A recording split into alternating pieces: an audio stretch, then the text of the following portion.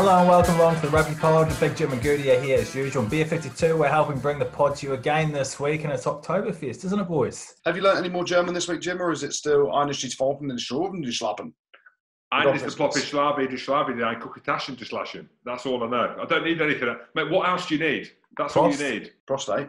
Prost, when you're cheersing, that's what they do on Oktoberfest. It's all they do is prosting. That's the whole Oktoberfest thing. I thought they were shouting, pished.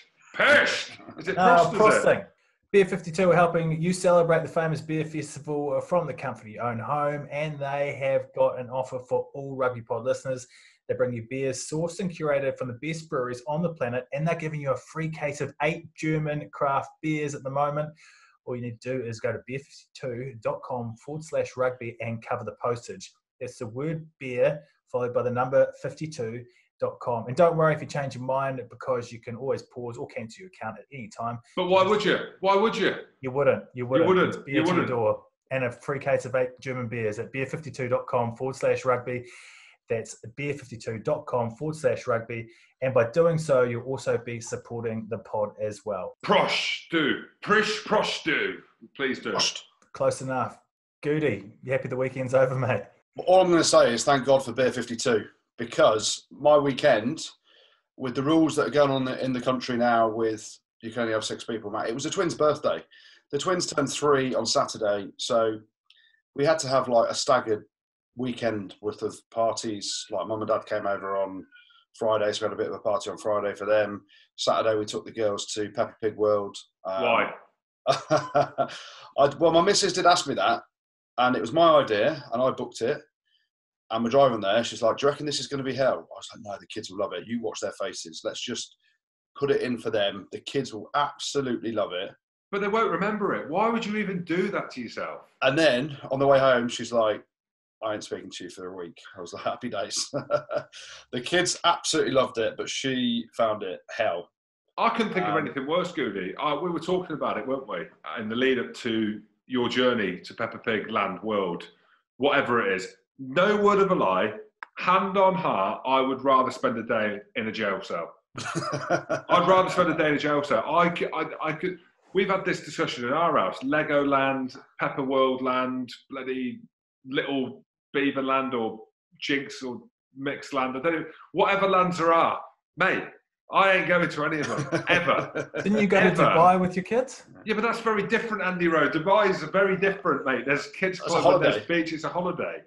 Genuinely, the thought of going to Peppa Pig, regardless if we're in a pandemic, out with that, I couldn't think of anything worse. It would be, like I said, hand on heart, I would rather spend a day in a jail cell, which I have done before. Well, you have, Jim, yeah. And this is 3 or 4. And this is the thing. So, because of the rule of 6, I had to say goodbye to the chef. I had to say goodbye to the nanny. I had to say goodbye to the babysitter, the cleaner. None of them could be in the house when other people are coming over. So mum and dad came over on Friday. Carolyn's folks came over on Saturday afternoon. Carolyn's brother and his kids came. His kid, and he could only bring 1 kid, you see. I can't work it. Came over Sunday morning. I've had about 400 kids' birthday parties, but the only things that are actually there are me, the missus, and the kids, and the odd other person. So I am Peppa Pigged out. I had to dress up as Peppa Pig. I've got a Peppa Pig costume. What do you mean dressed up? Well, we bought a Peppa Pig costume that I had to get into. A mask, you mean? No, it is a full-on. I'll send you the picture. Oh my God! What do you mean? Why would you do that? Just for the kids, mate, because we had to send all the workers home. So ordinarily at the weekend, the chef turns into a bit of a children's entertainer as well. He's had to go. Pablo's gone. What do you mean, the workers? Pablo's had to go because the rule of 6. You can only have 6 people in your house. So when it's not their birthday, Pablo's here, mate, with the nanny, because there's the 2 extra people. So, mate, it is carnage. And I am glad it's Monday. The nanny came back at 8:30 this morning. I nearly hugged and kissed her on the way in and said, just to say thank you. But you can't, can you? Or can you? You can't, no. You can't. I don't think she'd want me to anyway. She's a lovely woman. But she probably opens the door and sees me in my pyjamas and is like, bleh, as well. She's like, they're Daddy Pig. They're Daddy Pig. I don't know why she's speaking like it. I mean, is she Russian, your nanny? No, she's English. She's a lovely lady. Her son listens to the podcast, so over in America, so big shout out to him. I'm not going to name him for obvious reasons. But yeah, I mean, Monday, I'm a whole different man. I've been to the gym. I got up early and went to the gym because I ate about 4 tons of chocolate birthday cake. We had a Peppa Pig birthday cake. That picture you put on the group chat of you at the gym, or the video of you at the gym, where you're kind of like, it's like you're on a bike. I was dying. The millions of people will not be able to know the kind of movement that I'm doing here, but you're on the bike kind of leaning over, and normally what people would do, they posture themselves. So if you're at the gym, you'd show your traps, right? So you pull your shoulders forward and you'd show your big, like, Goldberg traps. You ain't got Goodey. Well, mate, you've got this flap at like the top of your shoulder / neck. That's called my chins. No, it's called, mate, it's like an udder. You've got like an udder attached to the front of your neck. I couldn't believe what I was seeing. Archive footage again from the gym. You're like, I tell you what, mate, let's just bang a video out there. Same blue Adidas t-shirt. That is from the archives. It's not, mate. I wish it was. It's the first time I've done a proper bike session for a while, and yeah, I felt it. All I could think of was the Peppa Pig chocolate cake, though, that the chef made. We've got a special lady to make a cake, Chloe. Big shout out to her. Yeah, I'm done. The twins are 3. Happy days. We were good parents. We sacrificed our weekend and, went to hell and back. But they're loving it. The house is full of Peppa Pig stuff now, which I absolutely can't stand. If I hear Peppa Pig once more, that's it. The TV's going out the window. Well, I'll have to get someone to take it off the wall. It's 52-inch, so. And which one? The 1 of 5 or 6? 7 of them, yeah. So, I'm glad it's Monday, but I am absolutely fucked from the weekend. I've had a great weekend, though, lads. How was yours, Jim? Yeah. If everyone's asking. Not a lot. Interesting setup this morning, though. Yeah, went to a local clinic in Edinburgh. I'm getting my blood test done. It's about full body optimization. Look, I'm turning 38 soon. To check the piles? 38. Well, they will do. This is what I'm getting to. They probably will do, or they'll know that they might have to. So I had my blood test done. You get your saliva done. You get your urine sample done. Now, they've given me a box to take home, right? They want a stool sample. And you've sent me some pictures of your stools. Oh, mate, my God. I hope it's a big box. What is a stool? I hope it's a big box. Mate, genuinely, I would need a black bin bag. And they've given me what looks like a matches. Like you put like you like matches. What you do now, Goodey? You know what you say, you like your cigarettes and cigars with. They're matches. That's the kind of box they've given me to put one of my shits in. I'm like, how is that? Like, there's no scoop or anything to take it out. They are going to be horrified, right? They're going to be absolutely horrified when they open this box up and it's overflowing. But anyway, I got given that this morning. They took about 6 parts of my blood. Great blood, I'm sure, but we'll find out. But full body optimization, lads. That's what I'm going for. What's that about? What's the benefit out of that? You know what? I saw a picture of myself. This whole, this thing that's going around on social media, how things were, how things are. What's it called? Oh, how it started, how it is now. How it started, how it is now, yeah. How it started, how it is now. And now I was actually going to put something up of me in my good life playing, and then one of myself now. And I literally think I've aged by about 20 years. And I didn't even want to put it out there. I thought, I've got to sort this out. I've got to slow this aging process down. Now, is it the fact that I've got 4 kids? Is it the fact that it's just nature taking its course? Or is there something I could be doing that needs sorting? Now, I don't know whether having your shit looked at is going to say much about it, apart from this guy is a disgusting human being and he must be 8 foot by the size of it. I don't know what they're going to gain by giving me that, but I've invested. Look, you invest in houses, you invest in TVs, Goodey, you invest in nannies and chefs. I'm investing in myself. That's what I'm doing going forward. So, hey, hold your shoebox. I'll come back with the results and let you know in 3 weeks. It's about 3 weeks. And it gives you all your intolerances. So if you're gluten intolerant, dairy, you probably everything. They'll probably just say everything. You need to take all this stuff. It's going to cost you 100 grand a year just to make it to 40. So we'll see. We'll see what comes out of it. So they've given you a matchbox. Sweet corn will come out of it. Sweet corn will always come out. So they've given you a matchbox. And you're going to take it back in a shoebox, is that right? Is that what we've learned from this little exercise? Well, I tried the exercise this morning just to get a gauge. And I swear to God, it's off the back of a weekend, Sunday vegetable. it would have filled a carrier bag. So I don't know how. I don't know what they want. I might need to get, like the thing that you scrape the wallpaper scraper, just to kind of scrape it. I don't know. Anyway, no one wants to hear this. And then when they did the saliva test, did the lady say, yeah, that's definitely clear, you only brush your teeth once a week? Mate, apparently you don't need to brush your teeth as much as they say. Oh, Jim. Mate, you take the flannel off, or whatever it's called, the flannel off. With your breath, you need to brush them 4 times a day, my God. Is it that bad? maybe it's something there. It's a rotten tooth as well, mate. Who knows? But, hey, maybe half my tooth's in my stall. Who knows? Oh, dog breath. Well, they may not be able to stop the aging process, but they will be able to keep you looking pristine below the waist. Manscaped are supporting us again this week, and they've just launched in the UK, so make sure you go and check them out if you haven't done already. They're the very best in men's below-the-waist grooming, so they couldn't really be a better fit for us. Have you guys tried it out yet? You guys been shaving downstairs? Yeah, Andy Rowe. Mate, I've been using it.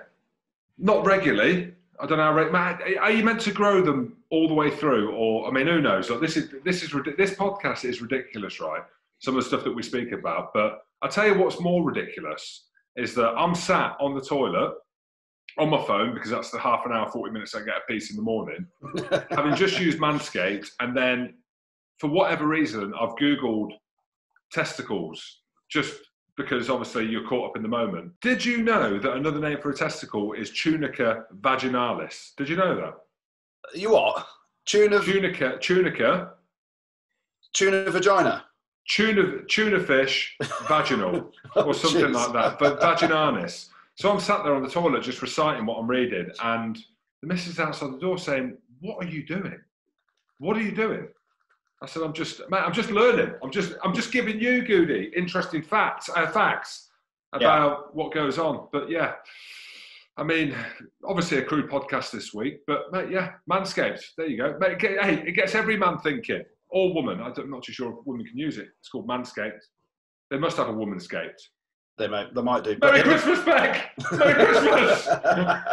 If they haven't, I'm making one. Just head to manscaped.com and you can get 20% off and free shipping with the code RugbyPod. That's 20% off with free shipping at manscaped.com and using the code RugbyPod.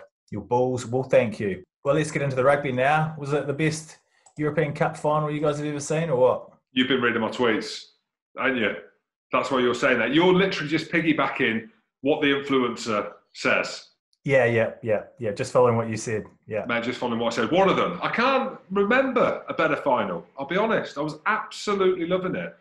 Now, let's not be negative about some of the rugby that we've seen in England and Europe and other Northern Hemisphere leagues off the back of the start-up of rugby, the restart, as they keep saying. But I'm watching that, and genuinely, like Eminem says, my palms are sweating. Knee weeps forgetting, arms are heavy. And my hands are sweating watching the game. Because I don't know why, I was loving it. Absolutely loving it. Quality game, and I'm sure we'll get deeper into it. And it could have went either way. That was the thing, right up until the very end. And we spoke about the Bledisloe Cup last week between New Zealand and Australia. That went deep into extra time. And it went right down to the wire. That's how you want to see finals, right? You don't want to see one team run away from it. You don't want to see one team run away with it. You want to see it being a proper contest. And my goodness, that's what we got. And I think it had it all, didn't it? So you talk about the start. It was exciting. Exeter go ahead early on. Then obviously Racing clawed their way back in. You've got some unbelievable play. You've got some horrific play. Teddy Aribaren at the start. What the hell are you doing, pal? Hey, what about him?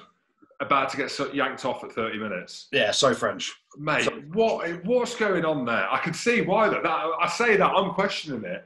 I'm actually thinking to myself, that lad needs to come off, but I feel bad. I felt bad for saying it out loud. Yeah, and then you've got, obviously some brilliant tries. Exeter with an Exeter-like performance defensively at times. And then you fast forward the way through, you've got Finn Russell throwing those speculators out again that lead to an intercept try, but then he produces a bit of magic as well.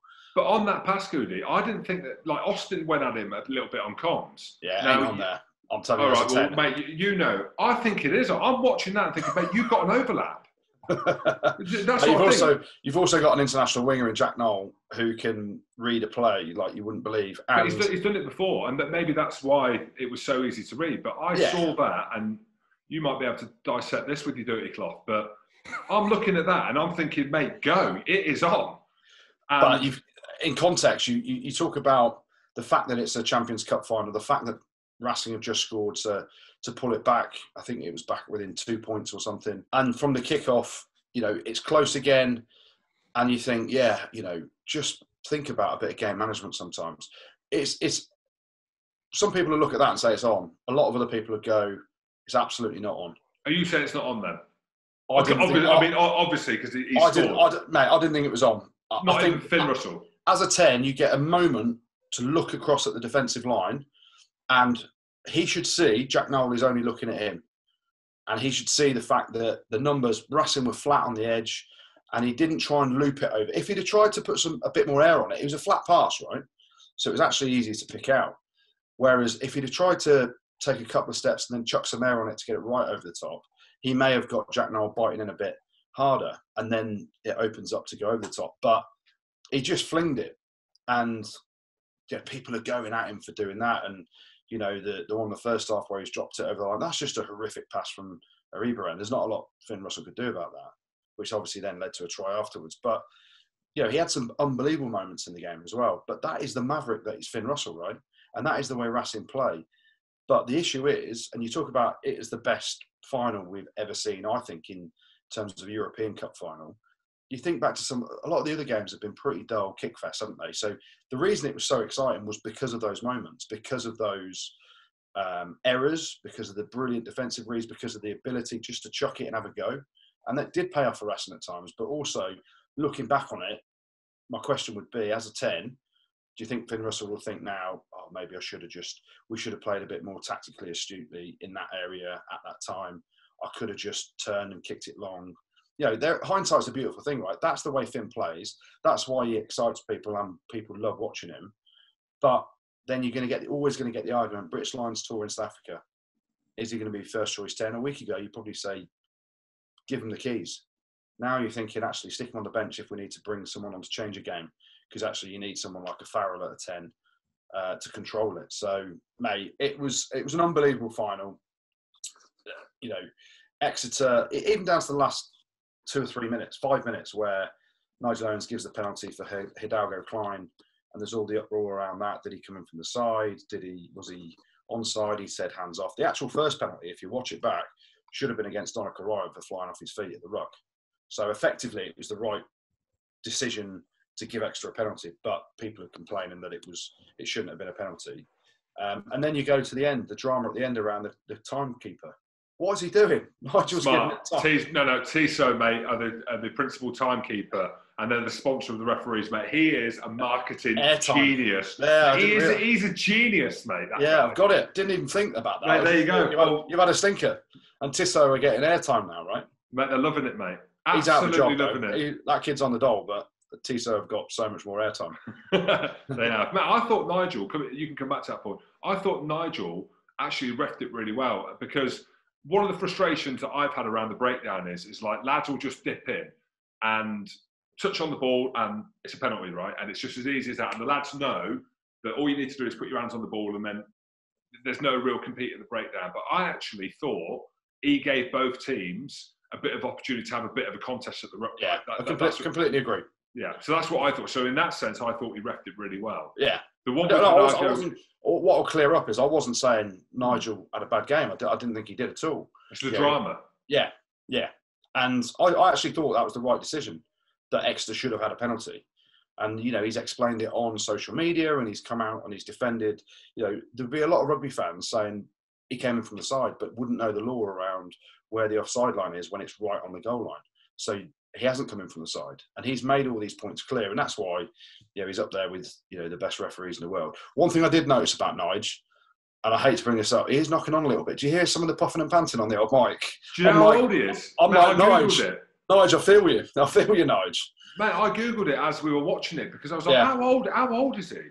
Mate, he's 49. Yeah. Oh, brilliant! Unbelievable to still be going, but I did hear the old. I'm like, mate, I'm sat and watching it, and I'm breathing like that as well, Nige. So you're a better man than me. Mate, I think he's a brilliant ref. Not jumping on the bandwagon, I really do. The penalty at the end, I'm really happy for Sam Hidalgo Klein. He's been on a bit of a journey as a journeyman through no fault of his own. He's been moved on clubs. And you think, right, you're on the bench, and we've joked about it. I've been there before. You want to come on, right, for longer than 2 minutes. But your dream is to make an impact, isn't it? Your dream is to do something that wins you the game ultimately. Whether or not that's making a line break and scoring the try and throwing an offload out the back door, or a grub or a cross-field kick, and you just stand there like Cantona with your collar up. At what point do you think he thought, I'm coming on here and getting the winning turnover of the game? Like, you couldn't even script it. But I did think potentially that it was quite lucky, and I don't know why I say this. I've only watched the game once. I've not been able to watch it back. There's a point in me where I was like, Exeter are lucky to win that game, but I don't know why I'm saying that. But I think it's because of the last few plays and when they're hammering the line. Yeah. What about Vakatawa on his back? Oh, mate, he's cramped. He's got more cramp than you can ever. Crawl back into the line. Mate, you just... I get it. You get cramp. You can't run. Well, I could. Mate, you get back in the line, son, somewhere. You can't. He's lying on his back. Like, what are you doing, mate? He's just having a go, isn't he? Just having a seagull. And I'm just thinking, I'm thinking Racing are scoring here. I'm thinking that because there was a big momentum shift, weren't there? Yeah. And you're thinking the quality of players that Racing have got, you could kind of see it unravelling a little bit for Exeter. But no. As we know, mate, unbelievable. Their defence and their design, we can get into it a little bit more, and how much everyone is talking about the culture and the kind of journey that they've been on. There were some performances in that team who stepped it up to a level which I've never seen them before. We've spoken about them being good players. Me and you were texting about it, Goodey. Luke Cowan-Dickie, that is the best I've seen him play ever. He was absolutely phenomenal. Yeah. Ridiculous. Yeah. Maybe I'll talk about some of the forwards. Johnny Hill. Again, we can jump on the bandwagon, and we're calling Johnny out here. He was meant to come on the podcast, and he said that he can't for unforeseen circumstances. I'm thinking I'm thinking the rib tickler side or whatever has turned into sick tickler, mate, and he ain't well because of it. That's the only reason I can think. Mate, the only good reason he could come up with for agreeing to come on our podcast and then saying for unforeseen circumstances he can't is to get rid of that fucking shit beard. I mean, is he Amish or what is it? I mean, get rid of it. Mate, he said to me when we were texting, he said that why would he now? Why would he? Because he looks horrendous. But look how well he's played since he's had it. Yeah, true. Look how well he's played. So you've got him, obviously Johnny Gray as well, and arguably, hey, Johnny Hill's playing better than Johnny Gray. Yeah, he's a season. 100% he is. Yeah, all right, he is. All right, I didn't want to say. Johnny Hill's got everything, hasn't he? As a second row, he carries like a beast. His work rate's phenomenal. His defence, the way you see the effort that he puts in. He is a proper athlete for a second row. He shouldn't be like that, I don't think. I say this with the utmost respect, just because you look at guys that tall, and maybe it's just me in complete denial and making excuses, but you look at Brodie Retallick, right? He's always been that good, always. Like, he can operate really low. He's great at everything. Johnny Hill has slowly got better and better and better. And you see the modern game now, the taller guys don't tend to have as much influence on the game that they used to, because the line out is important, but it's not as important as it was. Everything, when you're watching that game and you're watching the internationals, like you're watching the New Zealand-Australia game, everything is about physicality. Everything is about every single player being able to be effective in the carry by making 3, 4, 5 metres, breaking the line, in the tackle, not just making a tackle, but absolutely obliterating the opposition. Like, that's what it is. When you're hitting breakdowns, not just hitting a breakdown. And I know that Johnny's won the week before. There was question marks over how he went into that. Obviously, didn't get cited for it. But his physicality has just risen through the roof. And the fact that he's been doing it, and the fact that he's doing it for 80 minutes, which, again, isn't easy. The big thing about Johnny is if you look at him over the last 2 or 3 years, since I've really been watching him properly, because A, he's a really good player, B, extra quality, so you see a lot of them, and C, Jimmy's your mate, so you kind of notice people a bit more when you know more about them. His frame has got bigger and bigger. He's a tall lad, but his body shape, his shoulders have got much bigger, which makes his head look even smaller than it actually is. Like That's why he's got the beard. That's why he's getting the beard. Yeah, his head doesn't look the right size for his body shape because his body shape has gone. It looks like up top he has grown. Put a load of timber on there, good timber as well. And he's a proper athlete, really good player. And then, you're talking through the forwards, Jim, at Exeter. Well, let's just talk about a couple of other forwards. Yeah, I was going to say. No, do you want to? Sorry, go on, you go then, if you're going to talk about them. And you're talking about some of the forwards, Jim. There was one bloke that you questioned on this podcast. I've given him big raps. I've given him big licks. Oh. You were like, nah, don't say it. He's only European Player of the Year now. Yeah, I saw that. Mate, but I told you that I eat my words. I said that a few weeks ago. I said that. I said, what was I thinking? Because I knew that he was going to come out of the Heineken Champions Cup as the top try scorer. And I had an inkling he might have made European Player of the Year. And look, because we're experts, Goodey, we knew. I'm sorry again. Yeah, you are sorry. I am sorry. I apologise again. But he's ridiculous. But he's ridiculous as well. Vermeulen, Kirsten as well, when he came in, and we said that as soon as he gets sunny, we probably won't see him. We haven't seen him as much. He's been on the bench, even though summer's over. Albeit he worked great when he came on, to be fair. But him and Vermeulen, mate, they are proper extra signings. And then you bring Johnny Gray in there, comes straight into the starting lineup. Mate, Sam Skinner's on the bench. And he's been phenomenal for them. And then the bench that they can bring on as well, with Mooney Moon and the experience that they've got around there. You just think about actually... Yendel as well, mate. So they are. I was going to say they're a proper team, mate. Proof's in the pudding. They've got a star, mate. You just think about the work rate of players that you mentioned there. Like Kirsten came on, you said he didn't play that well. First and foremost, how big do you reckon his ginger bush is? He might need a bit of Manscaped. And then secondly... I don't think they do that in Devon. Yeah, exactly. That's what I'm saying. We need to get it involved down at Exeter. Let's get Manscaped as an Exeter Chiefs sponsor next year. It could work. But the graft and the work rate that they get through, like the carries, their body... you watch the last few minutes. O'Flaherty is about 62 kilos. He's made about 3 carries in the last few minutes, just popping up from nowhere. I'm like, What's his story? He's just there. He's just got like an awesome name, and he's just carving up every week. I'm like, who is this bloke? Man, is he on social media? I never see him. Never ever see. I don't see him anywhere. And then he pops up all the time and does something unreal. What's his story then? So he's come through. I think he was at Ospreys. Didn't really get much of a look in there. I mean, you imagine him now. I was at Ospreys. Now I'm at Exeter Chiefs, and I'm a European champion. Ospreys didn't give me a chance. Thanks for not giving me a chance. I'm off to Sandy Park, son. He's phenomenal. You just look across the board though, and it's the way they work. And then you hear some of the interviews after the game, and they talk about, and it brought me back to my days at Leicester, where training was brutal at times at Leicester. And these boys talk about going hard at training at each other day in, day out. Whereas, we've also been in other environments where training's absolutely easy and then you shit at the weekend. So, obviously they've got an unbelievable work ethic. You see that from them time after time. They're having fun doing it. They have a naked bus on the way home. I'm sure that was out as well. You look across the back line. Joe Simmons, youngest ever European captain to lift the trophy. Yeah. Why do you think they have gone with him at 10 as captain? I think I spoke to Stino a few weeks ago, and just you talk about leadership, and you need someone to run the ship, and you think about him now. So he's 23. He's just lifted the Champions Cup as captain.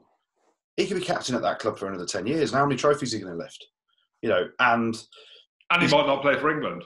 Well, Eddie. We'll see about Eddie. We can't talk him up. Don't talk him up, mate, because what do the opposite. He listens to this podcast and he does the opposite of what we say. He does, yeah. Joe Simmons is shit. I think he's the worst player for Exeter ever, and he should never get picked for England. Hopefully, people understand that I don't mean that, and Eddie's just listened to that bit. So he's going to do the opposite. But yeah, I mean, he's kicking. He's got 28 kicks on the spin.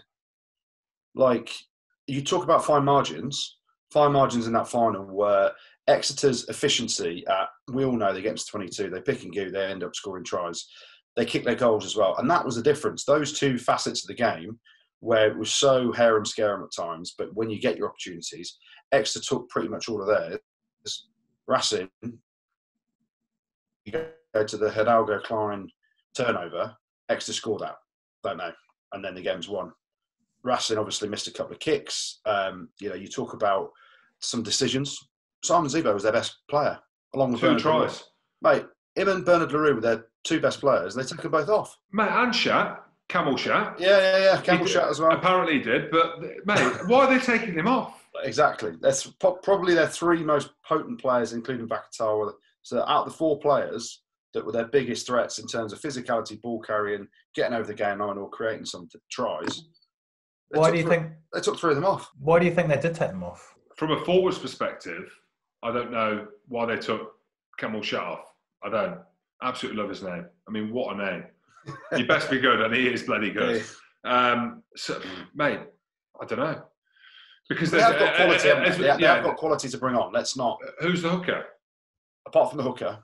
Do you know what I mean? There you go. Like it's, and I'm not speaking horribly here. Yeah. I'm saying he is a very good player. Like I'm sure he is, but there's quality, and then there's European Cup quality, and trying to keep your best players on the field. And people talk about a bench being important. We just spoke about Johnny Hill, right? Playing 80 minutes. Now you see now more and more. I think teams want to keep the best players on the pitch. If there's nothing in it, and Exeter do it with the front row, they make the whole front row changes most games. But just for making a substitute for the substitute's sake, I don't know. Like it is, because what happens is what some people, we've spoken about it briefly before, is the game is so professional now, and there's a lot of science behind what goes on, and then it's inputted onto the field. So lads will be wearing heart rate belts. They'll be wearing a GPS, so you can monitor guys' heart rates, their GPS, how far they're running, how fatigued they are, all these different things. And sometimes that has an effect on what the coaches do. So if the heart rate is really high, and they can see them walking around, and their GPS is high, or they're slow and they're not working off the ground, all these different things, all these different factors will come into it where they'll be like, yeah, he needs to come off, he's fucked. Mate, but I just didn't see that with Camel Shat, for example. On that, my heart rate was 184 on the bike this morning in the gym. Is that high? Well, that's my max heart rate. It's reasonably high. Told you I was dying. Doctor. You need to get one of Jim's shoe boxes. Yeah, but the only thing you can look at really as a decision why they took Camel Shat off was they took the whole front row off at the same time, didn't they? They were getting done at scrum time a little bit. Yeah, that's the only reason. Logically, I can see that they changed the whole front row and they just threw him in there as well. I'd have changed the props and kept him on because he was so good in the loose. But yeah, that's a coach's prerogative. The one that I didn't get was taking Simon Zebo off.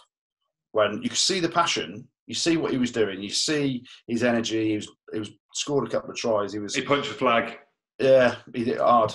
But yeah, I just didn't get. And Curtly Beale comes on, but why don't they take the other winger off? Leave him off on there, and maybe put Zebo on the wing. I don't know. It's just weird. But again, that's where there is a part of that it's so French. And without speaking derogatory about it, because they've come on a long way, the French national team, and some of the stuff and some of the processes that are going on behind the scenes, but there were still parts of it. And again, we spoke about it in the semi-final when they played Saracens, where Teddy Thomas made a mistake and he's just sat on the floor. And you know what I mean? He's not willing to work back. And the Finn Russell thing, where he suits Racing and just does kind of whatever has worked, and that's great. And there's no part of me that is bringing that down. But there's still part. The Vakatawa, he's lying on his back. Mate, I don't. He got cramp, mate. He's got double cramp. Mate, who have you ever had double cramp? Mate, I told you, I didn't flinch. You can't walk, pal. You can't walk. But who else is doing that? Have you ever seen anyone with the final play of the game? Arguably, it was the final play of the game, wasn't it? No, it's 5 minutes to go. Okay. Have you ever seen any player do that? 5 minutes to go, you're hammering the line, and you've got someone. He literally was lying there with his hands behind his head. Mate, the crowd. Massage. Tandu. It means tight, that does. Jim, okay, je suis fatigué. Tandu, le moli, which is the calf is tight, and I'm fucked. So there was just them little bits. And again, it's easy to sit here and critique little parts of it. But, mate, they've been in 2 finals. That's their third now, isn't it? Third defeat. That's what I mean. So that's their third final. And it's like the Clermont thing, isn't it? Yeah. You wonder why. Toulon were very different, right? Because they had the very best players in the world at the prime of their... They're Johnny. Mate, they're Johnny. Everyone, they're Johnny. Mate, they're Johnny. And Gitto. And Bakis both are going around flying into everything. And Habana. And Drew Mitchell. Mate. Yeah, Drew Mitchell. So you look at that. Whereas these French teams, when it really, really, really matters, And that's what it is in the final, and that's what it was at the weekend. They're just still lacking something. And we saw in the semi-final, just going back, it was something that Finn did. He pulled that chip out to back a tower, Imhoff goes under, they beat Sarries. Didn't done that. And if Lewington would have kicked the ball through, Sarries would have won. And I know, hindsight again, they didn't win. But again, when it really, really matters, mate, they should have scored at the end there, really. At what point should a replacement scrum half turn you over? Yeah. But you can't take anything away from Exeter. They were, mate, it was a dream watching them, and I think it was absolutely amazing. One of Exeter's heroes from Saturday, Stuart Hogg, joins us. How are you, mate? I'm very well, guys. How are you lot? You all right? Mate, we're all right, mate. We're just talking about it. That's all. It's easy for us, mate. Unbelievable. Well done, mate. Welcome to the Star Club, mate. Look at us, eh? Just European greats all sat here having a blather. I was going up the tunnel at the weekend, and there was a photo from when you lifted it at Murrayfield, I think, Jim. And you're right in amongst the middle of the photo, mate. I almost thought you were captain of the team. John Terry. They called him John Terry. Unbelievable scenes. Mate, that's what you have to do. Well, my first question, Hoggy, is you said you were great, but let's be honest, how fucked are you after the celebrations? That's all people want to know. They want to hear about the celebrations, because it must have been a naked bus. There must have been, a couple of days now having class. Celebratory beers. Yeah, absolutely. I think, we had a few drinks at the ground first before getting back on the bus, and the changing room was unbelievable atmosphere in there after the game. And we were on the bus trip home. Obviously, we've got a cracking bus, and we had some fun down there. And managed to sneak out for another few beers yesterday with my neighbours. So I'm in the doghouse today, but it was worth it. Mate, it doesn't matter. Hoggy, tell me, as your former vice captain and basically one of the leaders, as you know, that carried Scotland through, is when you're on that Exeter bus, right, and it's all kicking off, and you're drinking Rob Tickler or Rib Tickler or whatever it is. Joe Simmons is the captain, but who's leading the charge? Who are the lads that are like, we're taking this bus forward and we're making sure that it's as enjoyable as it can be? There's loads of different boys, because the music station's halfway down the bus, so somebody takes charge of that, and then obviously the big dogs are away at the back. So I'm kind of hiding at the front. But now, a big Johnny Hill, Luke Cowan, Dickie. When Dickie tells you to drink, you fucking drink. Yes, you do. But that, honestly, as I say, the atmosphere was just electric amongst the boys. So we were all having it, Jim. We were all having it. Naked or not? I wasn't naked. That means someone else was. I actually can't remember if anybody else was. Mate, we'll just say Rob Baxter was naked. We'll just say that.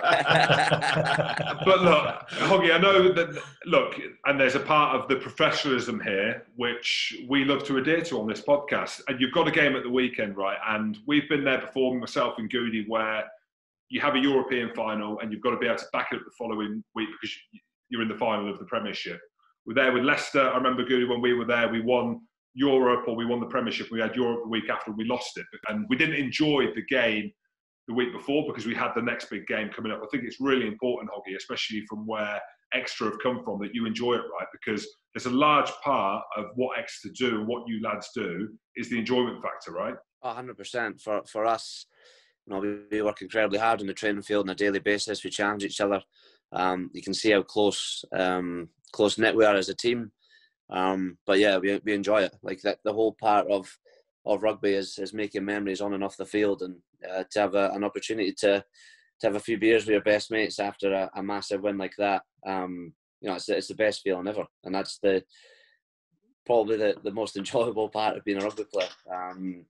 But for me, as you say, this is the kind of the thing for us now is we've got an opportunity to back it up this week. So we're back to being rugby players again and getting on with our next job. So now we've got a chance of doing a double. So we're absolutely buzzing for it. And here's hoping we can do it. And just talking about the game and the emotion of it, you always talk about the finish to a game as to how much emotion there is. And it was kind of a weird finish, wasn't it? First and foremost, that last few minutes where you defended your line, I saw you, Hoggy, you're in at guard about 4 times. I'm like, Hoggy, just protect the lid, mate. Get out on the edge.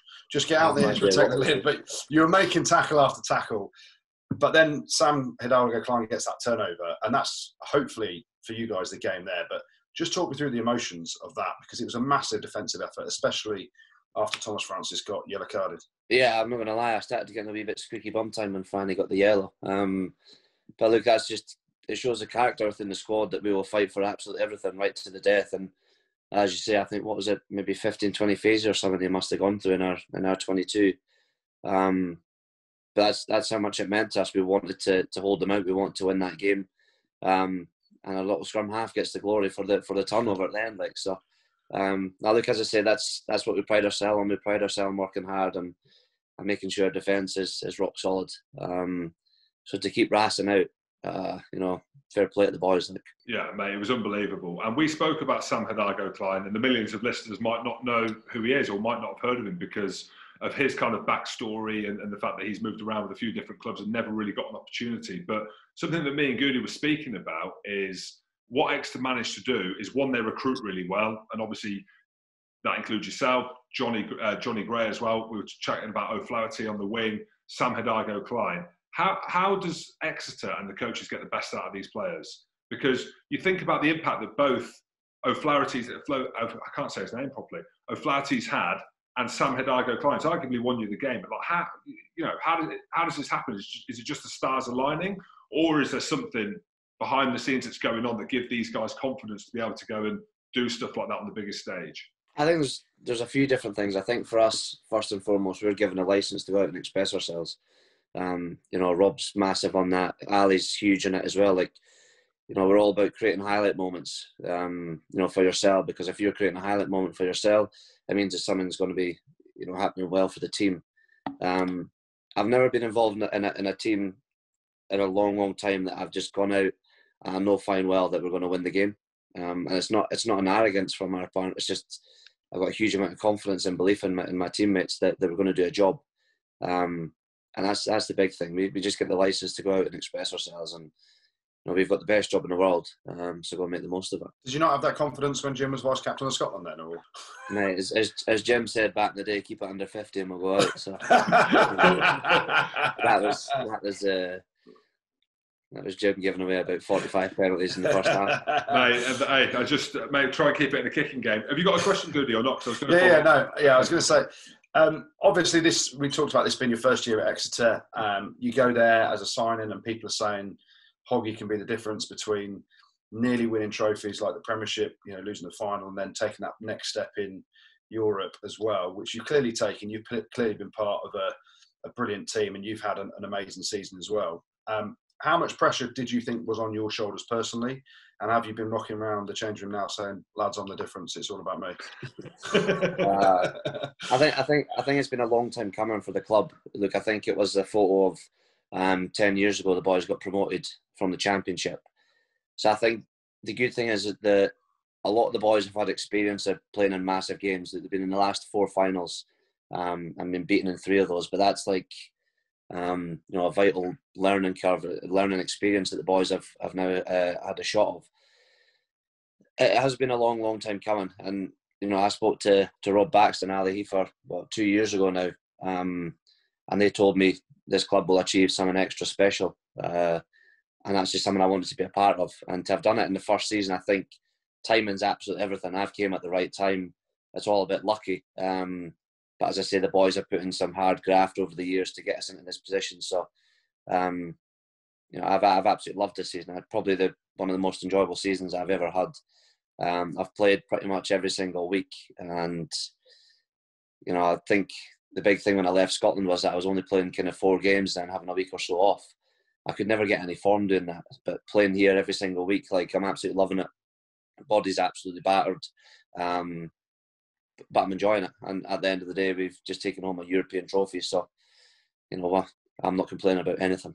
No, mate, it's quite incredible, mate. I'm absolutely pumped for you. And the whole of Exeter and the Premiership and, English, UK rugby, I think it's huge. One of the things after the game, it's kind of got a bit viral, was your photo with Finn enjoying a beer. I put a tweet out there. I said iconic or ironic. And it was just a little bit of a kind of tongue-in-cheek gesture because of Finn's fallout with Scotland for having a beer, and then he's with his captain, but one of his best mates having a beer after the game. Look, so it was a bit tongue-in-cheek, but how nice was it to be able to share a moment with Finn after the game? Because I know that you two are really tight. You're the shining lights of Scotland rugby. You have been for years and years. And from a Scottish perspective, it's great that he's back in the mix. So it's probably a kind of two-pronged question, really.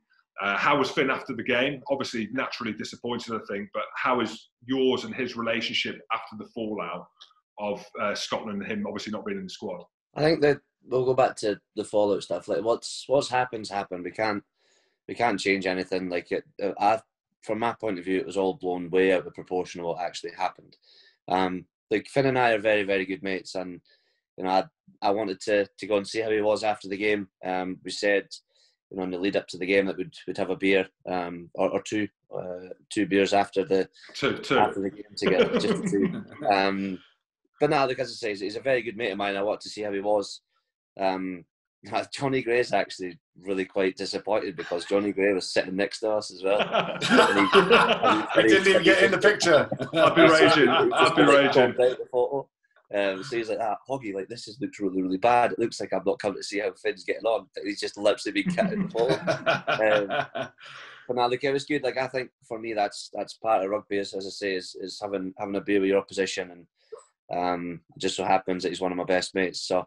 And I wanted to see how he was. Obviously, I was disappointed that for him that he didn't get the win. So it was a weird feeling. But no, he was chuffed a bit. So we had a couple of beers, a good blether, and he's absolutely buzzing to be back in camp this week. So he can get his 50th cap this week. So it's a big week for him. No, mate, and he's been phenomenal as well. One game I thought he was brilliant as well in the final. To be fair, I thought watching you two. And Johnny, and obviously Sam as well, and the other Sam player. I think it's brilliant for Scottish rugby. And that probably brings me on to another question around the Scottish rugby thing, because one of the things that we've kind of joked about, and I've joked about as well, because if I didn't joke about it, I'd cry, was around the success. And one thing that you mentioned, and this is one thing that I had when I was at Saracens, whatever game we were in, even if we were 10, 15 points down, I was still convinced that we'd win the game with the quality of players that we had. From the bench. from wherever, mate. From the bench, from the stands, mate. But with Scotland, mate, if we got into that position, we were fucked. And there was like no coming back. I can't remember of any game being 3 points down and we've come back. So the question is a lot of people think that this Scotland team can do something. We've said it for years, haven't we? It's been one of the things that I spoke about when I was in my prime at 23. This is it. This is the season. With your experiences, right, and winning the European Cup, and with Finn playing so well, and you've got other guys, Johnny Gray there as well, he's an integral part of the Scotland team. What kind of things, as captain of Scotland, do you think you'll take and kind of take into camp and take into, the whole organisation of actually, this is what we need to do to become winners. This is what we need to do to get to the next level. Yeah, there's a few things. I think, first and foremost, like we looked at how we played over the last kind of 3 or 4 years. We'd score maybe 4, sometimes 5 tries in a game, but concede about 6 or 7, and our defence was absolutely abysmal.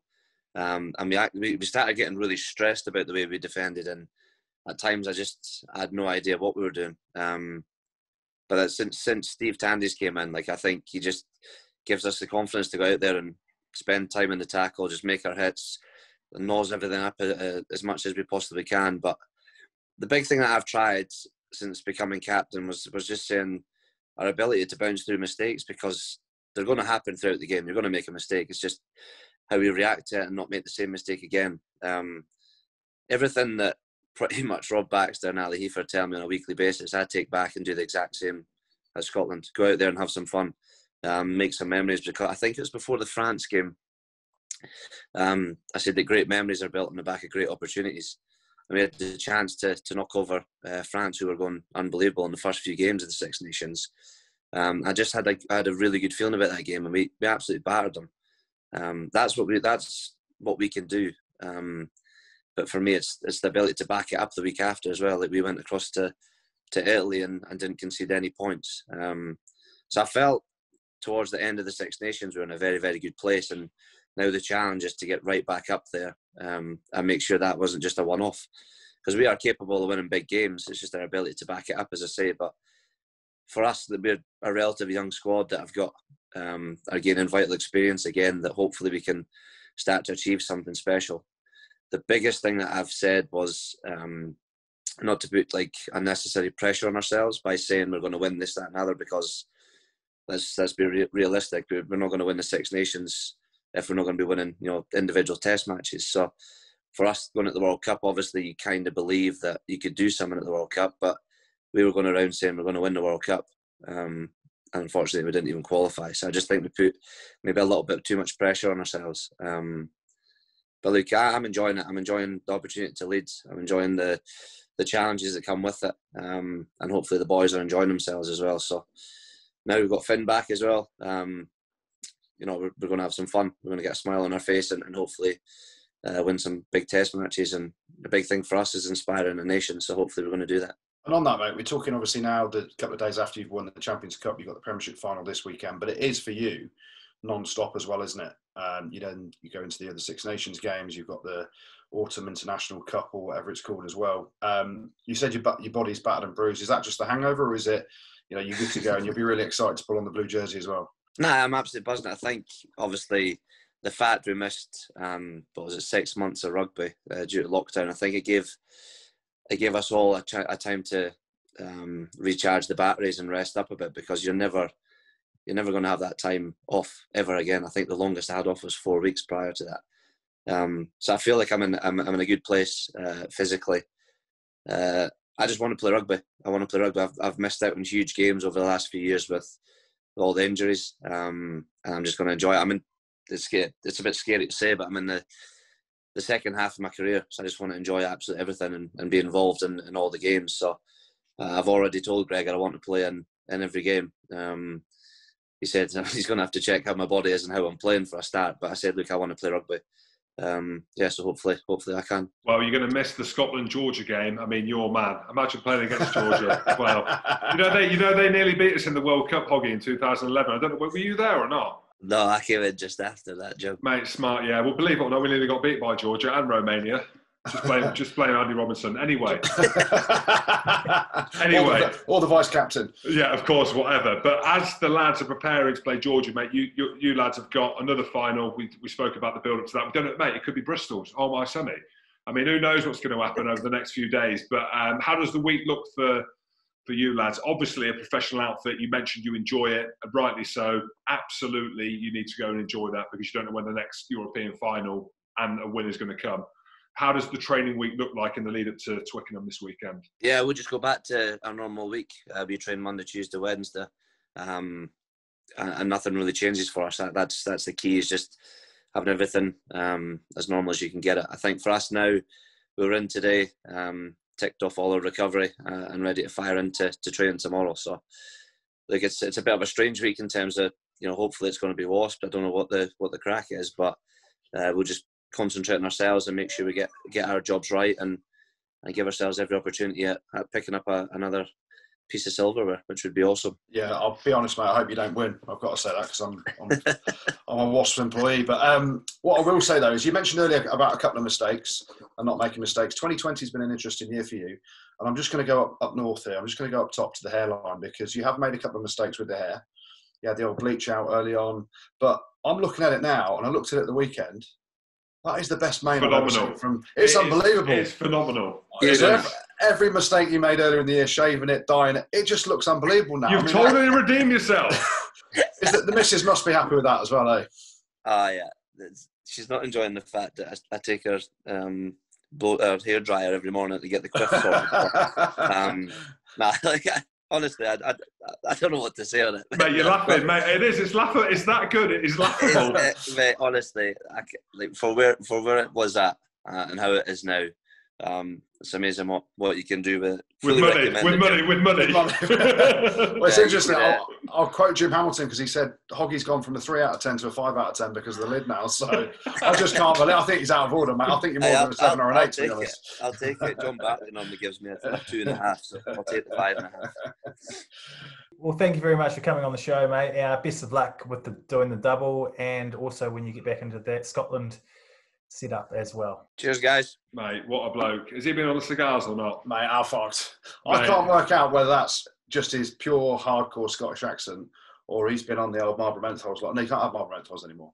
He's been, they've had it hard for a couple of days, haven't they? And rightly so as well. Mate, he's a lovely bloke, Hoggy is. Yeah, Wears his heart on his sleeve, and he is a player that has evolved, not just as a player, but as a bloke. Mate, he's almost unrecognisable when he's talking. And you know what? That's credit to him. He made a big decision to leave Glasgow, his home, proper Scotsman, to move to Exeter. We know it's a great culture, but it's a big move. And like you said on there, the expectation was on his shoulders. There's a few other reasons why Exeter have won that final, but he's a big part of that as well. And from a Scottish perspective, mate, he's put his hand up to be captain. Now, there is no other man that could do it. No. He is the man to do it. He is Scotland's best player, arguably Scotland's best player in the professional era. He's Scottish.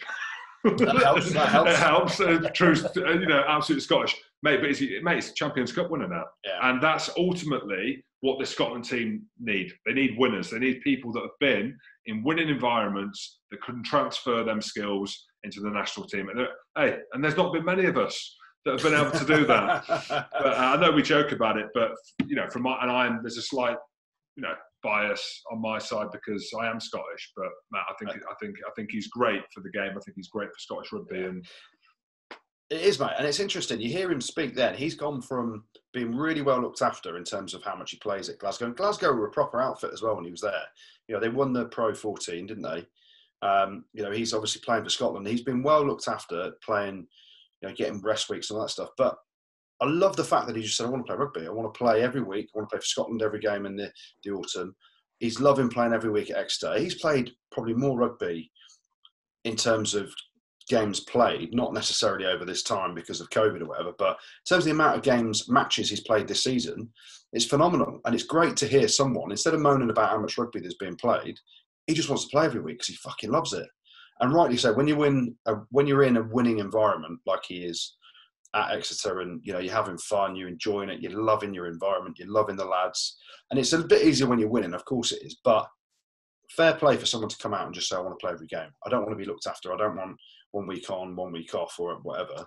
He's right in the mix. He's earning his money at Exeter as well. Let's not beat around Jim's bush. He's gone there for a decent sum of coin, hasn't he? Of course he has. He deserves it. He's one of the best fullbacks, if not the best fullback in the world.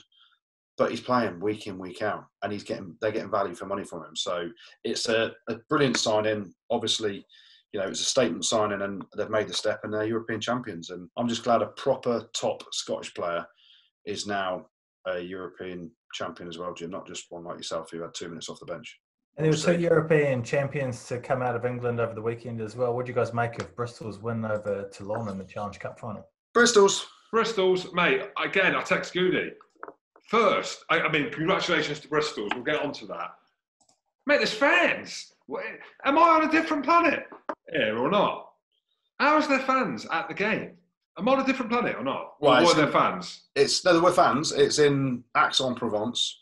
Which is in France? Yeah, a place that's absolutely fucked at the minute because of coronavirus. And yeah, they've supposedly let 1,000 fans in. Again, I commentated a few weeks back on the semi-final, the Toulon Leicester, and they said there's 1,000 fans in there. Oh, no. There's about 10,000 in there. And this weekend, they said there's only 1,000. I reckon there was about 4,000 there this weekend. And they weren't socially distanced. Look at me. You're not wearing a mask. You're not socially distanced. Yeah, are you exempt? All I'm watching is there's fans. I'm just like, anyway, let's not take away the gloss of what Bristol's did. Fair play. They were brilliant. And, they've been building. And you see, look at the evolution of other clubs. So you look at teams that have won the Challenge Cup and then gone on. Exeter have had this journey. Bristol are on the start of that journey, and they've got world-class players. But actually, it's some of the... Yes, they've got Randrandra and he rips it up, and they've got Pietau, he doesn't play. Nathan Hughes, quality player, doesn't play. They're looking at Harry Randall at 9, fastest ever European try. What a start that was.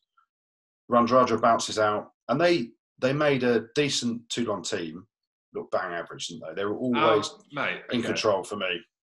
Toulon, you're in the final. How bad's the discipline? Yeah. Mate. Yeah. French. French. But what other team do you see behaving like that?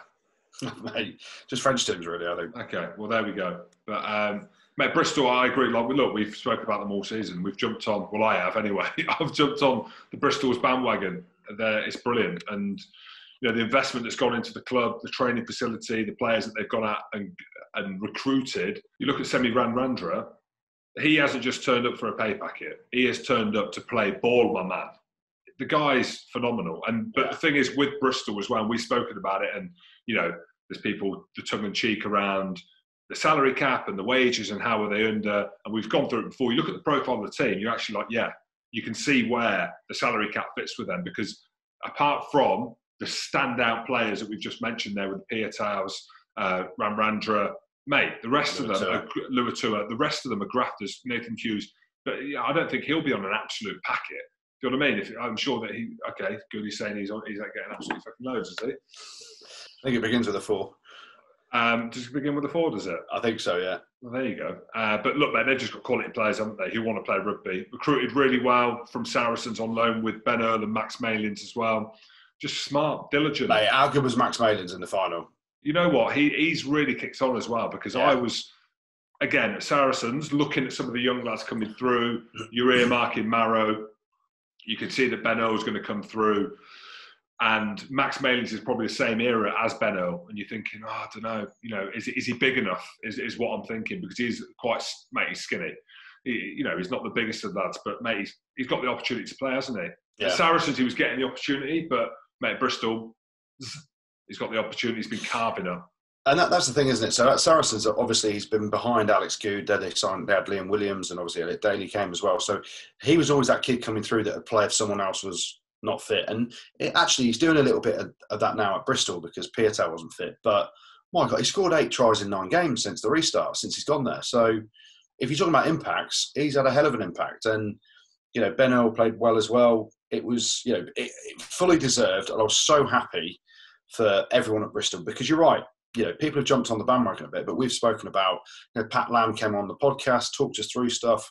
You know, they're so open with everything, their social media, everything they're doing is, you know, trying to push that club forward at a rate of knots. And they're doing it with, you know, empathy around the city and the culture and the togetherness of a group that they're trying to create. And it's brilliant. And do you know what, Jim? You're going to agree with me. You're English, aren't you, Jim? Because English clubs, for the first time since 2004, have won both the Champions Cup and the Challenge Cup. So, mate, we've done it. We've done it. There you are. There he is. But, you know what? I did make this comment because, look, you don't want to be too negative about the situation you find ourselves in. But, mate, rugby has been fucked. It has. Like we've spoken about it, the money around it, the whole stuff around Saracens, the RFU, the stuff that's coming out of there, the Sevens being disbanded. So there's loads of things to be negative about, no fans. But then actually you look at the weekend and you're actually like, right, the future is bright. From an English rugby perspective, from the Premiership and from the growth of the game at the kind of top level. I know underneath there's loads of stuff that needs to happen in terms of finances, but the fact that, like you just mentioned there, the Bristols have won Europe and Exeter have won Europe, it's huge. And I think it's brilliant. And I'm happy to be a quarter English. Well, we'll get on to your feature in just a minute, Jim. But first, Budgie Smuggler are on board with us again this week. And we've had loads of weird stuff come in this week.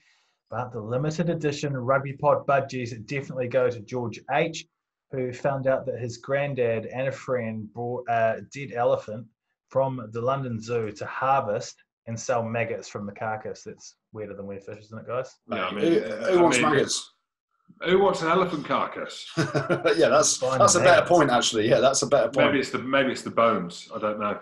Get involved and keep sending us the weirdest thing that you've seen this week. Just tweet us or send us the weirdest thing you've seen or heard, whether it's on social media, in the news, or from your local club, and tag us and at Budgie Smuggler, and you will be in with a chance of winning a pair of Budgie Smugglers. And check out their website as well, because I've got masks, hoodies, shirts, and jumpers for sale in their winter range. So head to Budgie Smuggler UK if you're interested in those. Roll Carol's away this week again, but she'll be back again soon. She's away filming. Jim, it is time for your favourite segment, isn't it? Riddle me this, lads. Riddle me that, Carol, wherever you are. I'm back. We miss you, Carol. We miss you a lot. Jim will solve it, everyone. Everyone in the garage is looking at me, including the bikes, the watt bike, and the punch bags, and the dog.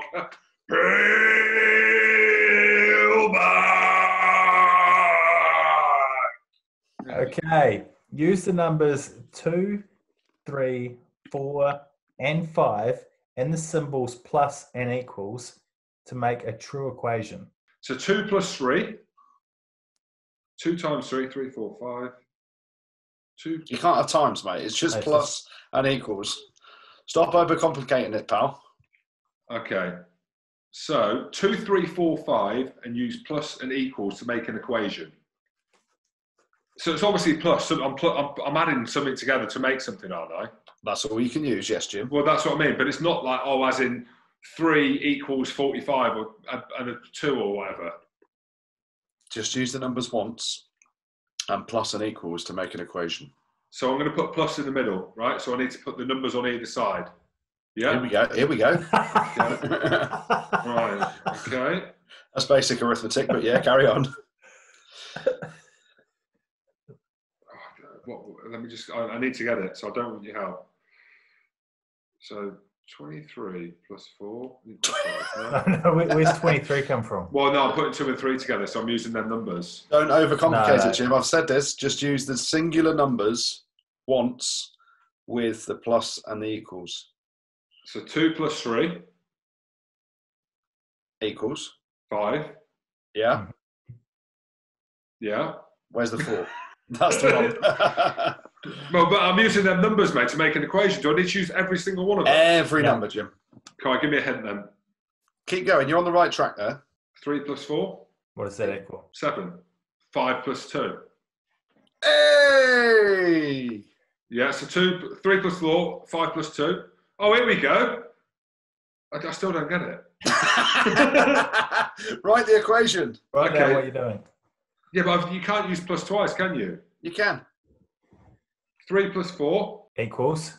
5. Yeah. 3 plus 4 equals. 7. And 2 plus 5 equals. 3 plus 4 equals 3 plus 2. Yeah! Oh, no, Yes! no, Oh, no, okay, so hang on, close, so close. Right there. So it's my handwriting. 3 plus 4. 3 plus 4. 5 plus 2. So, what's the equation? So the equation is 3 plus 4 equals 5 plus 2. Yeah! That isn't easy. Like, I genuinely, that is not easy. Well, you must have had a terrible maths teacher. Who was your maths teacher? Horrible woman. She's absolutely rinsed. Who would have known that it's come to the fore now? That we've got to a point now in my life at nearly 38 when I'm going full body optimization. I'm sending shoe boxes of my own feces. And I can't even do math riddles. We probably need to change it. What do you mean? Beck's screaming, you need to change it. It's shocking. Do not shout peel back. I'm going to, because that's all I've got today. Lads, riddle me this. Riddle me that. I'll be honest, I didn't solve that one. Beck, it's time. Peel back! Well, as we spoke about earlier, Exeter are back again this week, back in action with the Premiership final. But who? What's going on, guys? Who are they going to be playing? Goodey, you must know, mate. If it comes to it, that tests come back on Wednesday from Tuesday's regular tests, and Exeter have the same, Bristol have the same, Wasps have the same, that there's more positive tests, and there's it's over a certain threshold of tests that Premiership Rugby still haven't released the details of what is a threshold of you need to cancel the game. Or you need to forfeit the game, then Bristol would move into that final. But for me, you've got Bristol say they don't want to be in it. Pat Lam says his missus wants to go on holiday, which is probably right. But if they are there, they'll play it.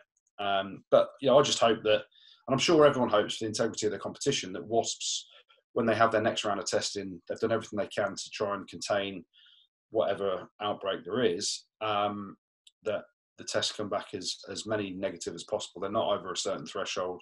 And we get to see Exeter play Wasps in the final in an environment that's safe for everyone's well-being, because that's the most important thing around this. People can say who's going to be in it. I saw tweets at the weekend of people saying, "Oh, it could still be Saracens in the final," because actually, Exeter might fail theirs, Bristol might fail theirs, Wasps might fail theirs. Then where could you imagine? Could you absolutely imagine? It's ridiculous, isn't it? And they probably win as well. I'm just saying. I don't reckon they will, Jim. But I tell you what, it's for me, for the integrity of the game, and I don't know what the money and the commercials are around it, is Exeter just need to be given the title, I think, if that's the case. there's a lot of talk around the top four anyway, whether you agree with it or not, or whether it's a money spinner for TV or what. And you know, that's stuff that we've discussed before. But Pat Lam said it like you said, Goodey. They don't want to be in it. You don't want to come in the back door, do you? It's. Oh, it depends. Oh, you do. It depends. Oh, you do. It depends, because if you're sneaking in your house late and your missus thinks you'll be back at 12 and it's 4 in the morning. Or it's 12 in the afternoon. Just say you said 12 in the afternoon, mate. Yeah. Sometimes you got to go through the back door and sneak up the side stairs and get to one of the spare rooms in the east wing. And then, you know, I came back at 12, love. Yeah, I mean, listen, I think everyone wants to see Exeter play Wasps in the final, don't they? Do you think, Goodey, be honest, and you are an honest man, we know that, do you think the final will be Exeter Wasps at the weekend? Well, I don't know. It's all relevant to testing. I know. I'm just saying. What do you think? What do you think? Right now, I hope, but no one knows. So Exeter, I know that. Like I'm saying, at the minute, if you had to put your house on it, or all of your houses. Well, mate, who knows? Because we're in the hands. So who knows? Because actually, we're in the hands of Public Health England here. Mate, we're in the hands of China. Say it. Exactly, we're in the hands of China. But in reality, you know, we're seeing at the minute we've got 3 teams testing on Tuesday who get the results back on Wednesday, and then we sit there and say, imagine if Exeter have picked something up or Bristol have picked something up, and Wasps, and none of them can play. What do you do then? So, you know, you give it to Exeter. It's the same way as if Wasps can't play the game. But then there is a school of thought and say, actually, I know it's an international window, but why don't you play it? Why don't you delay it till next week? Sometime. We've seen midweek games, right? So why don't you go to Eddie Jones and say, hey, Eddie, you don't really pick many Exeter players anyway. England are playing Italy, so we could beat them with anyone. How about, you know, we just delay the game to Wednesday or Thursday next week, so we can get the integrity of the competition and play it. You know, you're not affecting fans because there's no fans in the stadium. You've got no fans. Yeah, but I mean, listen. The main thing is, you know, Wasps have reported 4 more cases from an extra testing that they've done over the weekend. You know, they've done that themselves, and 2 of them are false positives. So you then sit there and you go, right, actually, if it was just Premiership week, so a Saturday game, every club would have gone through the same testing process on the Tuesday, get the results on the Wednesday, and then the game on the weekend is driven by those results. So we're still in a scenario where there's 3 teams at the minute. I wonder what Bath are doing. Those boys are definitely on holiday, but they finished 4th. What happens if Wasps can't play and Bristol can't play because of COVID and all the enough tests coming back positive? Then where'd you go? So it's not just the fact that it's the ongoing issue with COVID at the minute and the testing process that you have to get through the Tuesday testing with, you know, we've seen a lot of clubs and, you know, they haven't been reported, but I'm pretty sure Quins, Exeter, Sale, Saints and Tigers have all had positive cases, but it's been managed in a way that those people have had to isolate and they can still play the games, obviously, except for Sale. So what Wasps have done is they've controlled the controllables. They've sent everyone home. They're still not training now. We're Monday evening here now doing the podcast, and Wasps still haven't trained. So they're not getting an edge in terms of extra training or they're doing stuff, because they're not. All the boys are isolating at home. All they're doing is a COVID test on Tuesday, tomorrow. You guys listen to this that'll be today. Find out the results Wednesday, and then let's see if we've got a final on Saturday and who's playing. Well, it's been a long wait, but the Six Nations is back this weekend, and even more exciting than that, the Guinness Pint Predictor from Match Pint is back, meaning you can win a free pint every weekend this autumn by predicting the results. So you guys remember how you're going in the Rugby Pod League? No, let's just start a new competition now, shall we? No, mate, let's carry on, mate. Nah, mate, it's a new tournament, really, isn't it? Let's be honest, it's post-COVID, so. All right, who's winning this weekend? Ireland v Italy. Ireland by 80. Oh, mate, I'm not being horrible. Mate, why are you being horrible? I'm not, mate. I'm not. I'm just glad to see the Six Nations. But how mental is it that there's a Premiership final and the Six Nations, and England Barbars are playing and Scotland are playing Georgia in a friendly on Friday, which I'm at on. It's on ITV if anyone wants to watch me. Anyway, back to the more important Match Point Predictor.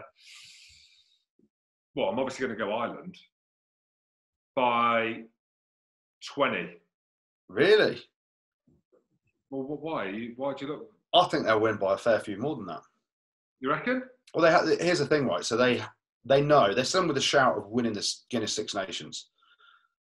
If they go bonus point win, it then comes down to points difference between probably England going over to Rome and winning the last game with a bonus point as well. And obviously France is still in the mix if they can beat Ireland with a bonus point, and hopefully results go their way as well for them to win it. But in reality, Ireland, their preparation for this, it ain't just going to be about let's win and just get the bonus point.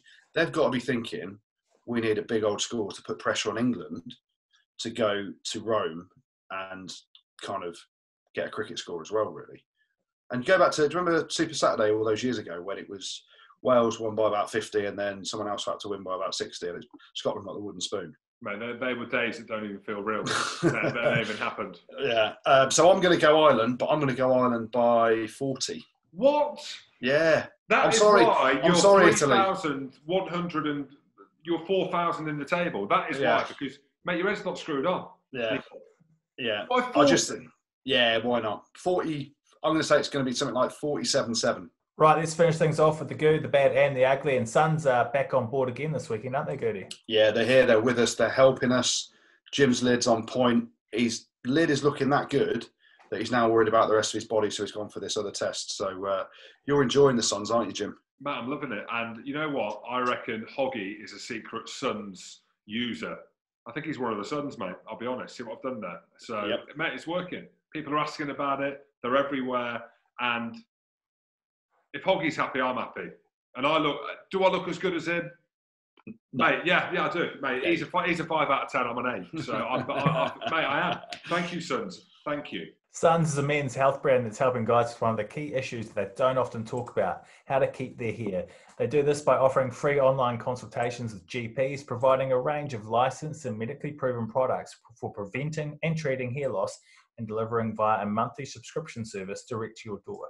They get results in 9 out of 10 men too, and you can take the consultation in less than 2 minutes. So visit suns.co.uk and use the code RugbyPod20 to get 20 quid off your first order.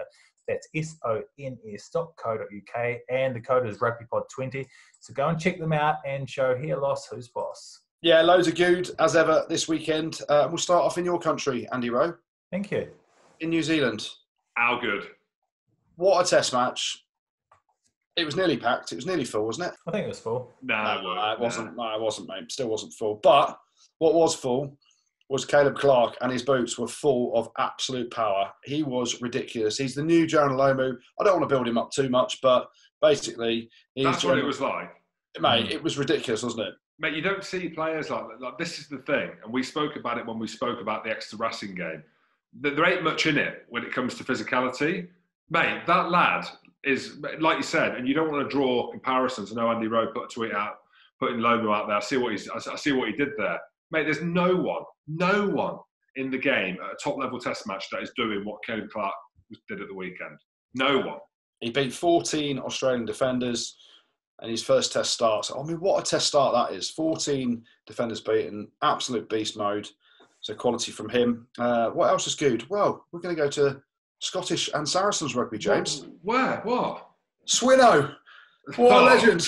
Tim Crimson has been named in the Barbars, Jim. What a absolute legend. It's great news, that is. There's something going on here. There's something going on. He's got something on Vern.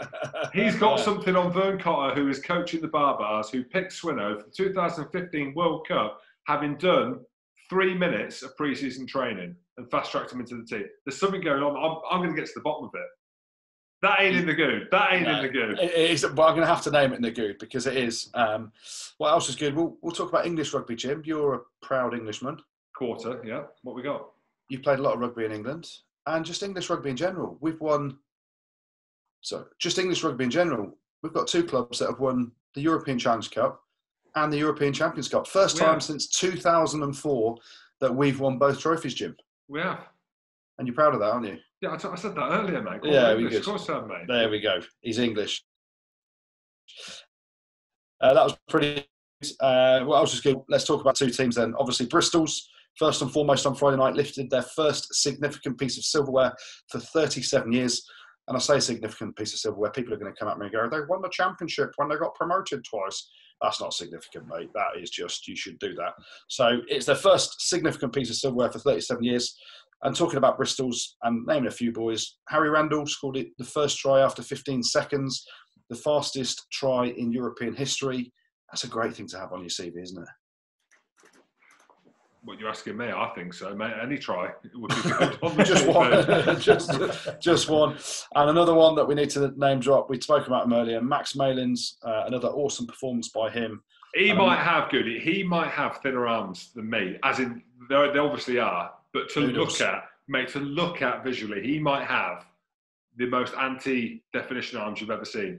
Yeah, but he's got wheels, he's got great footwork, and he ended up scoring, for me, what was the match-winning try to make his tally 8 tries in 9 games since leaving Saracens on loan to go to Bristol's. It's a hell of an effort from him, but the goo doesn't go to any of those people. Unfortunately, this week, it can only go to one place, and that is the Exeter Chiefs. 10 years ago, they were promoted into the Premiership. They're now European Heineken Cup champions. How good does that sound for Exeter Chiefs fans? And specifically the Simmons boys. Sam Simmons, European Player of the Year. Jim Hamilton didn't rate him 18 months ago. No, I did rate him. But I didn't rate him as high as European Player of the Year, which he's done. That is what he's done. First forward to finish top of the try-scoring charts as well in a European season. Joe Simmons, his brother, man of the match in the final. He's kicked 28 goal kicks on the trot. Hell of an effort from him, the youngest ever skipper. So an outstanding effort from everyone at Exeter Chiefs. They get the good this week. The bad. It's quite a bit of bad, actually. We're going to start off in the Southern Hemisphere. We'll start off with South Africa. We spoke about it last week, but they're pulled out of the Rugby Championship. It became official later last week that they're pulled out. They ain't having it. They ain't playing. They're not going, Jim. No, well, they're not going, but there's reasons behind that, isn't it? Yeah, and it's disappointing. China. And it's very disappointing, obviously, with the whole quarantine issues that a lot of the Northern Hemisphere European-based players would have had to have faced. So it became an impossible task, really, for South Africa. So that's a real shame. What else is bad? I feel bad saying this, but Teddy Aribaran, we spoke about him earlier, just bad. I don't want to single anyone out, but he was bad, wasn't he? Yeah, he was. Yeah, he was, unfortunately. And I feel bad saying that. And put me in the bad for saying it, or you in the bad because it's your bad bit. But... Yeah, I have to mention it, though. Frantic and Aristrewn put his side under huge pressure early on. So French, basically. We'll just say that. So French. Yeah. And then we'll stick in France for a bit of bad. We always like to add the French into a bit of bad. We'll stick in France with Bayonne and Cast. Who takes 60, Jim? No, I don't even know. What's happened? Who takes 60? Both of them took 60 points. Bayonne and Cast. Bayonne got absolutely blitzed at Lyon, 62-10. And Cast got absolutely dominated in La Rochelle, losing that one 62-3. But, mate, at least they got 3, yeah? It was still bad, hence why you put it in the bad. Yeah, pretty bad. That doesn't win the bad, though. We're going to go back to the Champions Cup final. Oh, what we got now? We've got to mention the timekeeper and whoever's in charge of the TV clock. What an absolute shambles that was. We just took the edge off, didn't it? Just took the edge off the celebration. That's about it. Or do you think they made a mistake? I don't know. Well, you hear Nigel Owens. He's exactly. I don't know. He's just like, he's asked for time on, and then they haven't put time on. And I reckon Joe Simmons is looking at a clock. You see his eyes. He's looking at the post, and he looks to the left a bit, doesn't he? He's looking at the stadium clock, which definitely he's waiting till it goes over 80 minutes. Oggy's having a bit of a fit at the end because he thinks they're going to go back for the kick-off. Just an absolute shit show at the end there. So, mate, it's marketing. I'm telling you now. There's something going to come out of it. Yeah, the timekeeper and TV producer guy, whoever was in charge of it, got to be careful because we do a bit of TV work, Jim. But, yeah, that wasn't particularly good. That was bad. But unfortunately, the bad this week doesn't go to any of that. Wasps. It's going to an old friend of the show. Wasps? No. What? It's going to Eddie Jones. Eddie, you're not okay. Oh, I know why. You know an England squad. You don't pick the form scrum half in England. Ben Spencer. Why? I don't want to say any more because I genuinely think he must be influenced by the media. Genuinely. It has to be. He has to be. And I think Dylan Hartley's come out and said it. He said when Eddie hears other players being talked up, he deliberately doesn't pick them. And I think Dylan Hartley... That's awful, though. That's awful. I think Dylan Hartley is the example of everyone saying Jamie George should start, and Eddie was like, no, Dylan's my man. Oh, fair play. He was honest about it. So the bad this week goes to Eddie Jones, not picking Ben Spencer, who's on ridiculous form.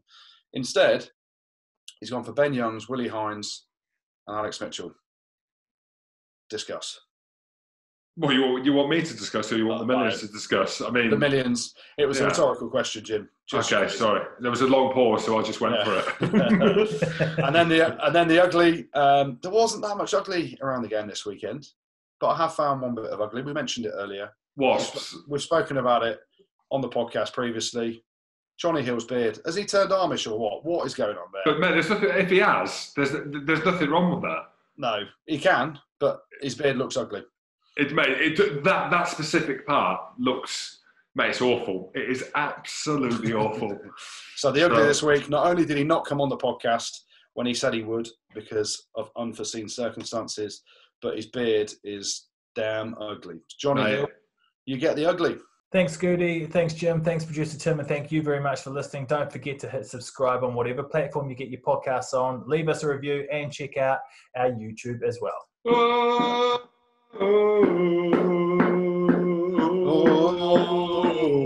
Cheers, cheers.